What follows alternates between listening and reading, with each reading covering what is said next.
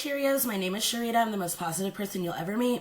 I guarantee it. And it's bubbly, bubbly, bubbly, bubbly.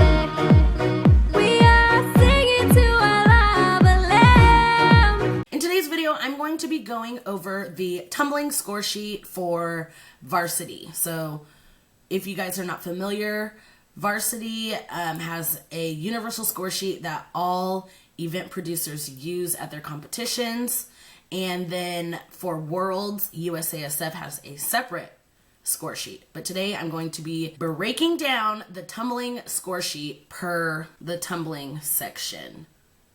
So if you guys are interested in this video, go ahead and keep watching. Before I get started, make sure you click subscribe for new content every Tuesday and Friday. And also do not forget to link up with me on my social media. All of that information will be down below in the description box. So let's get started. So if you are not familiar with the way cheerleading judging goes, cheer judging goes, there are separate judges for each category. So I'm going to be talking about what the tumbling judge does. If you guys go to the Varsity website, you guys can easily get all of this information.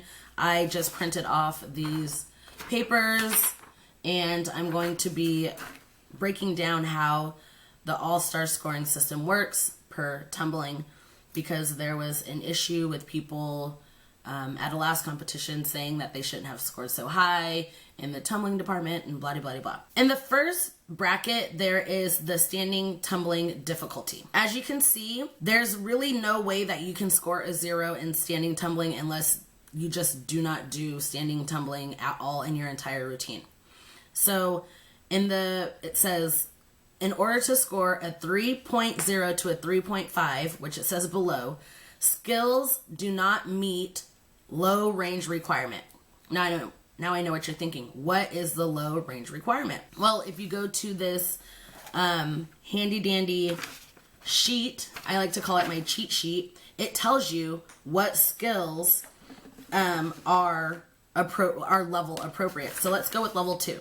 Standing tumbling. We're talking about standing tumbling only. Standing back handspring step out, back extension roll back handspring, back walkover back handspring. If nobody so it says skills performed do not meet low range requirement. That means if one person did one of these skills, they would get judged in this low range requirement. Or say the squad did just back walkovers. That's not level appropriate. So they would score in that 3 to 3.5. Now, the next bracket is 3.5 to 4.0. Majority of the team performs a level appropriate pass. Now I know what you're thinking. What is majority of the team?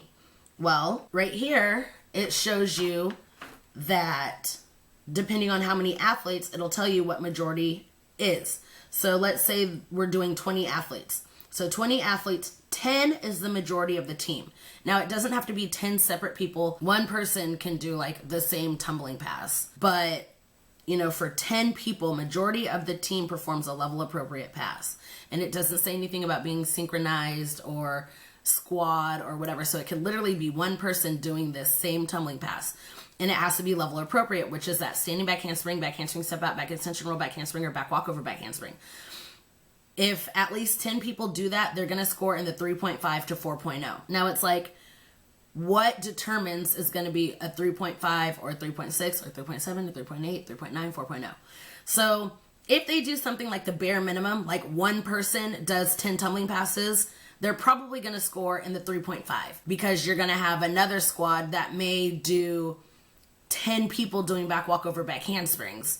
But once again, that's level appropriate and that's the majority of the team, so they'll probably score somewhere in between, maybe like a 3.7. In order to get to a 4, this is kind of like where it can go either way. They can either score in the mid or they can score in the low. So the mid is 4.0 to 4.5. Most of the team performs the same level appropriate pass, which must be synchronized from initiation of the pass. So most of the team, we're going to go with that same 20. Most of the team is 15. So say you have 15 people that do the same back walkover back handspring. And that's all they do, 15. And it's synchronized, they do it at the same time. You're probably going to score like 4.2, 4.3. If you have more people that do it, you're going to score closer to that 4.5. And then, so say most of the team performs the same level appropriate pass, which must be synchronized from initiation of the pass. We have 20 athletes. 15 is considered most. Say they do 14, but it's synchronized from the initiation of the pass, they're probably going to score like a 4.0, which is the lowest of the mid or the highest of the low. So that's usually how you work things out like that. And then 4.5 to a 5 is high. Most of the team performs the same level appropriate pass, which must be synchronized from initiation of the pass, plus majority of the team performs an additional level appropriate pass. So that's saying that if we have 20 people, majority of the team performs the same level appropriate pass, which is 10, which must be synchronized from initiation of the pass. Plus, so that means in addition to that, majority of the team performs an additional level appropriate pass. So that means 10 people have to do the back walk over back handspring, plus 15 people have to do standing back handsprings or something like that. And those don't have to be synchronized. So if you guys look at that, you guys will see, and that's standing tumbling difficulty for levels 1 through 5, youth, junior, and restricted. That has nothing to do with world's teams. So it literally gives you, like right here, boom, exactly what to do in order to score inside of that range. So let's go standing tumbling difficulty for level 5 and 6 world's teams. So we're going to start with mid. So a 4 to a 4.5. Majority of the team performs an elite level appropriate pass. What's elite? We'll go level 5. Elite is a standing full, a back handspring full, jump back handspring full, back handspring series to a full, jump back handspring series to a full, so on and so forth.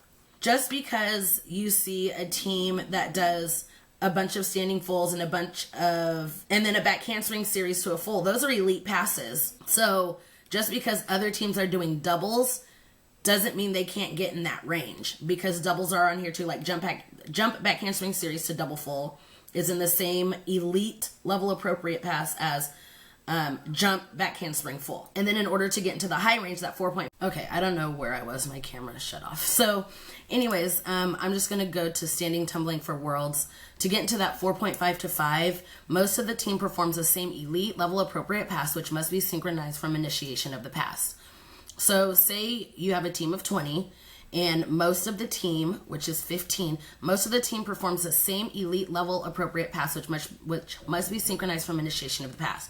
So let's say 15 people do jump, back handspring to full. And then the next team does back handspring series to double full. Both of them can score within that same range, that 4.5 to a 5. This is where comparative scoring comes into play. Say you have a team that came on and did jump, back handspring to full, and you score them at a 4.8. And then another team comes and does back handspring series to double fulls. You do want to score them a little higher because that skill is higher. A jump back handspring full, just automatically putting that at a 5.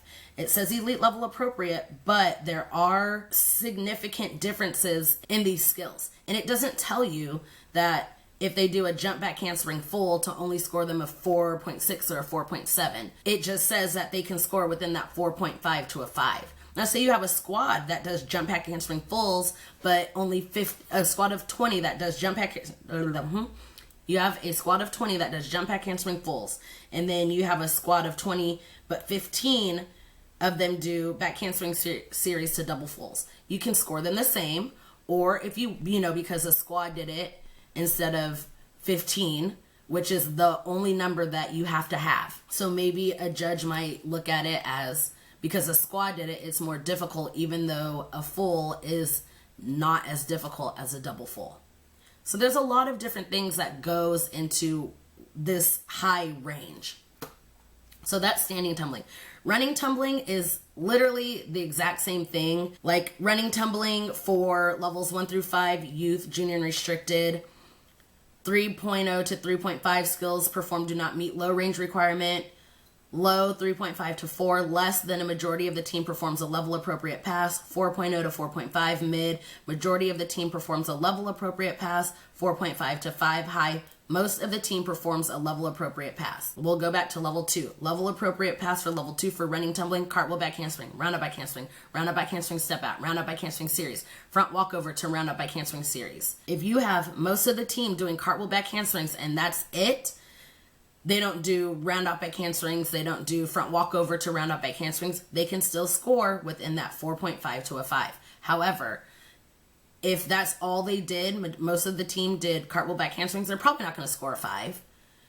Especially if you have another team that's coming out doing front walkover to round up back handspring series. That's just how it is. And then for worlds teams, 3.0 to 3.5 below skills performed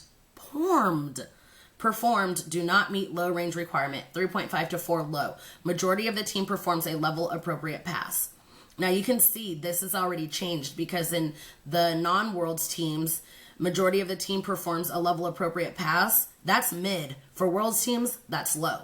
So 4.0 to 4.5 mid, most of the team performs a level appropriate pass. Again, for non-worlds teams, that's high. For worlds teams, that's mid. So for running, tumbling difficulty, for worlds teams to get into that high range of the 4.5 to 5, majority of the team performs an elite level appropriate pass. What are those elite level appropriate passes? Go to your cheat sheet. It tells you. And there's a plethora of things that are elite level. I'm just going to throw out a couple. Punch front, step out to double full. Punch front, step out to full. So those two are in the same category. Those are both elite level appropriate passes.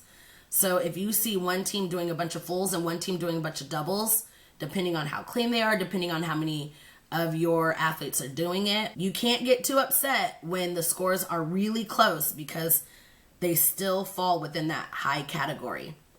You might see a lot of teams that might do clean fulls as opposed to not so clean doubles just because it's still within that high range. Along with tumbling, there's jump difficulty.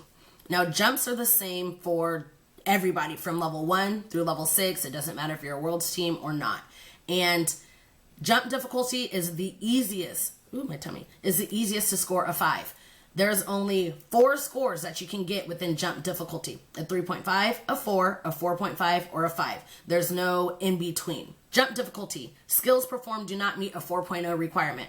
Well, what is a 4.0 requirement? So 4.0 requirement, most of the team performs one advanced jump. What is an advanced jump? Pike, right and left hurdlers, or side hurdlers, and a toe touch. So if you guys are doing tuck jumps and star jumps, especially with our itty bitties, our tinies and our minis, tuck jumps and star jumps are not going to get you a 5. It's going to get you a 4. Even if you, it's going to get you a 3.5 because most of the team performs one advanced jump. If you do not do an advanced jump, most of the team, you're not going to get that 4.0. 4.5, most of the team performs 2 advanced jumps. Must be synchronized and include variety. Tinies and minis, it says most of the team performs 2 advanced jumps, must be synchronized, but do not need to be connected. And I like that because you're not going to find too many 3, 4, 5, 6, 7, 8-year-olds that are going to be able to do 2 advanced jumps like most of the team or whatever. Are 8-year-olds even minis anymore? I think I just made that up. Now 5, jump difficulty. Most of the team performs 3 connected advanced jumps or 2 connected advanced jumps plus 1 additional advanced jump. Must be synchronized and include a variety. So that means you cannot do 2 toe touches plus 1 additional toe touch or 3 toe touches in a row because there's no variety. You're not going to score a 5, you're going to score a 4.5. Tiny and mini. Most of the team performs 3 advanced jumps, must be synchronized, but do not need to be connected. Once again, I like that because it's teaching good technique instead of just whipping your body up and trying to do 3 toe touches without knowing proper technique. So that's the jump portion. Now technique. Technique is the same for everything. Technique is out of a 5. 3.5 to 4. So you cannot score lower than a 3.5 because if you did something, you're going to get judged on your technique. Less than 50% of athletes execute excellent precision and form. Now, as an outsider looking in, you may not know what excellent precision and form is, but that's why the judges are judges because they can look and say that is good technique or that's not good technique, and half of the team did it, half of the team didn't. 4.0 to 4.5, 50% of the athletes execute excellent precision and form. 4.5 to 5, 75% of the athletes execute excellent precision and form. So if 75% of your athletes are tight, they're going to score between that 4.0 and 5. And, tight, excellent precision and form. That's what I mean. If only 75% of your athletes execute excellent precision and form, you're probably only going to get a 4.5. You're not going to score a 5 because you need to make room for teams that have 100% of their athletes that have excellent precision and form. The overall, I know I said I was only doing tumbling, but overall kind of fits into this. Stunting, all that other stuff, that needs to be broken down into like 10 videos. So the dance, you're going to score either between a 9 and a 10. You're not going to score any more. You're not going to score any less. This is where it becomes subjective. A dance, a team's ability to demonstrate a high level of energy and entertainment value, which incorporates multiple visual elements, including a variety of levels, formation changes, partner work, footwork, and floor work. This includes technique, perfection, synchronization, pace, and intricacy of dance moves performed. So depending on what the judge deems high level, entertaining, and if the team hits all of these levels, formation changes, partner works, footwork, floor work, blah, blah, blah, they're going to score what they think. Same with performance. 9 to 10. A team's ability to demonstrate high levels of energy and excitement while maintaining genuine enthusiasm and showmanship. This will include appropriate athletic impression throughout the routine. So what is genuine enthusiasm? Once again, this is very subjective. Routine composition, a 9 to 10. A team's ability to demonstrate precise spacing and seamless patterns of movement performed throughout the routine. This includes innovative, visual, and intricate ideas, as well as any additional skills performed to enhance the overall appeal. I believe somebody who is an overall judge, they need to be up to date, because an older person may not see innovative as innovative. They may see it as tacky, but the overall judge needs to be somebody who is keeping up with the Joneses, unfortunately, because cheerleading is always changing. It's an ever-changing and evolving sport. Okay, so that was a mouthful. I don't know if that helped you guys out at all. If it did, let me know. If it didn't, maybe I can try again in a later video. I'm not sure. But let me know if you guys would like me to go over any other score sheets, if you would like me to go over building, if you would like me to go over world score sheets, IASF score sheets, just let me know. I'm up for it. So that is my video for today. If you guys enjoyed it, make sure you give it a big thumbs up. That helps me out a lot. And also do not forget to share this video. We are on the road to 5,000 subscribers by the Worlds that I will be attending. Thank you guys so much for watching. Have a positive and love-filled day. Bye.